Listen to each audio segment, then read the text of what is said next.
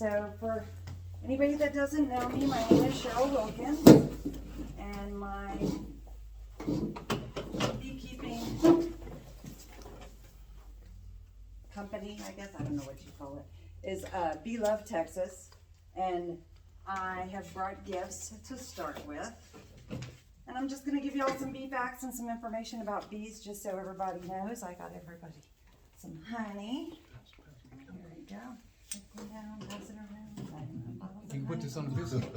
Heck yeah. It's delicious. This is delicious. This honey is, did I get everybody? Yes. You got one. Okay. This honey is treatment free. You can get one. Here you go. Sorry, babe. This honey is treatment free. It's raw. I don't use any kind of chemicals in my hive. It's single hive. It's hand spun. So there's no, so this is the bee's knees, I guess you could say. Okay, so a little bit of information about bees. To start out with, there is 20,000 species of bees, different species of bees. And a very small percentage is actually honeybees. Of that, we have a lot of native bees here in the States. Honeybees are not native to the States. Mason bees and bumblebees are all American native bees. Also, whenever you're working with the honeybees, the types of honeybees that we have are European or Western bees is what they're called. And then here in Matagorda County, we have the luxury of having Africanized bees. Now, the Africanized bees, yeah, they're a problem. The problem is the genetics gets in. And the bees that we have aren't going to be full African bees. They're going to have the genetics together. And so then you'll never know which part of that they're going to get. The good thing about it is the African bees are survivors. They make their hives outside. They don't even put them inside of anything. So they can have their hives open air hives. They are better in our weather. You know, there's a lot of different things that make them better bees, but then there is the aspect of they get angry really fast. But they do that because their hive is exposed, so they have to. They're hair smaller than European bees, but it's not anything that you can even see if you're looking at it, especially with the crossing going on. You're not going to be able to tell the difference between the two until you make them mad. But just a couple of little cool things. 1 pound of honey takes 10,000 bees. They have to travel 75,000 miles, which is basically 3 times around the earth. And it takes 8 million flowers. I thought that was kind of cool. The anatomy, and a hive can have up to 70,000 bees in it. The anatomy of a bee is 6 legs, 3 body segments, and they have actually 5 eyes. They have the 2 regular eyes that you see that has like 1,000 little eyes in it.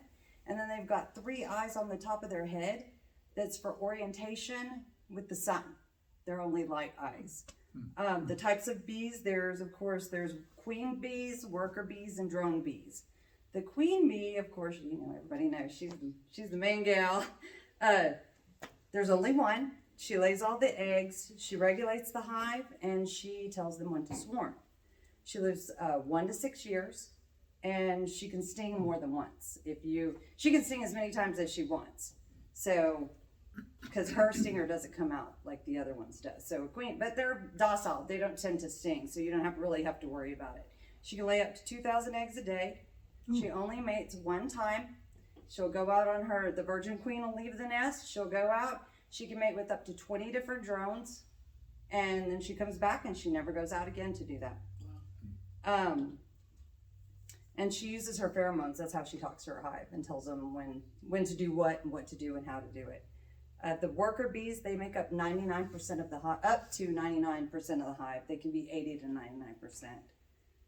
99%. Their job is absolutely everything. They do literally everything in the hive. They can live for 30 days to 4 months. They usually can only sting once if it doesn't make an actual contact, because it's like a barb, like a fish hook. If it doesn't hook in, they can actually get you a couple of times. But you're not going to get a lot of poison each time. But do they die once it gets in and hooks in? Yeah. If it doesn't hook in, then they're cool.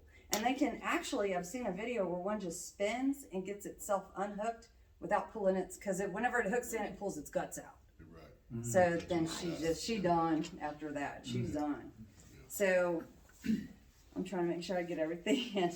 That now the worker bees can actually lay if something happens to the queen. The problem is it's not fertilized, so they can only lay and make drones. Which drones, they only really have one job, and their job is they're I have it on here in a more reproduction. That's the only thing they do. They don't even have a. All male bees. Yes, the male bees are the drones. They don't have stingers, so they can't sting. You can tell the difference between them because they're a little bit bigger than a worker bee. They have larger eyes so that they can chase down that queen, because that's the only job they have. They can't even feed themselves. The worker bees actually have to feed them because they can't do anything. So if we get stung by a bee, it's either by a queen or a worker? It's a worker, because to get stung by a queen, you have to be handling her. Yeah, she's not going to come after you. She and doesn't sting fly you. around. No, she doesn't move anywhere. So it's only workers. It's only a worker bee. She that gets just stay there stung. and make babies. Right? Yeah, that's her job, and they feed her too. She gets fed, and everything that she does, they take care of her 100%. I'm trying to make sure I get everything in, y'all. Sorry, this is my first time, so bear with me. So here's the life cycle of the female bee. Her first week, whenever she comes out, the first thing she does is she cleans out her little cell. The next thing she does is she starts cleaning all around her. She does that for 1 week. After that, she gets moved up and she starts taking care of the babies, all the little larvae and stuff like that. She starts feeding and taking care of them. Then the next thing she does is they move her out away from the nursery area, and she starts they make wax. And when it's on their abdomen, they have these wax glands. It's really creepy looking. and so then she starts making wax. Once she's done with that, or they'll put her out, and some of them are guard bees. And so then the last part of your life cycle, they go, and that's when they're foragers. And there's undertaker bees. If a bee actually dies inside the hive, there's little undertaker bees, and their job is to pull them out and throw them out the side. It's really cool. I'm telling you, bees are cool. They really are. Okay, so a drone, it makes up 10% of the population at its peak, and that's only during the spring. Once it comes to wintertime, they quit feeding them. And they wait for them to, and then they kick them out, because you can only have so many mouths because you can't get any more food. So there's no reason to have them. And she can lay them anytime. The queen makes a decision on if she's gonna fertilize the egg or not. She keeps all the semen inside of her, and she can let down the eggs unfertilized, or she can let it down and allow it to be fertilized. I'm telling you, bees are cool. I think we got all of them. Oh, the hatch times on them is a queen can hatch in 16 days. A worker bee takes 21, and a drone takes 28. The queen being 16 is they can rush it. Like something happens to mama and they got to get a new one, they can rush it and get her out there really fast. All the bees, like the first couple of days of while they're little eggs, they all get fed what's called royal jelly. But then after a couple of days, then only the queens get the royal jelly, and that's how they actually become queens. Any fertile egg can be turned into a queen. They just have to make that decision. And that's what the little nursery bees do. They make the choice based on the pheromones that the mama's producing. So it's wild, y'all, for real. They communicate through chemicals with the pheromones. They actually talking through the buzzing, touch, and dancing. Those are the ways that bees communicate. The touch, they can use the antennas. I don't know if you've ever seen a little video of like two bees with their antennas, and they'll touch each other's antenna. They have actual nerve endings in their hairs, all those little hairs that are on their body, so they can vibrate and they listen to the vibrations of each other. The dance is really cool. It's how they tell them where the other flowers are. So there's two different types of dance. One's called a circle dance, and that's to tell you about stuff that's really close to the hive. And basically they'll go in a circle, and whenever they're done, then they do a straight line, and then they do it again. And that'll tell them how far from the hive, how good the flowers are based on how quickly they move. It's really neat. And then there's the waggle dance, which is to tell them how far away, that it's further from the hive, and it's the same thing. The more excitement equals better Quality. better quality, exactly.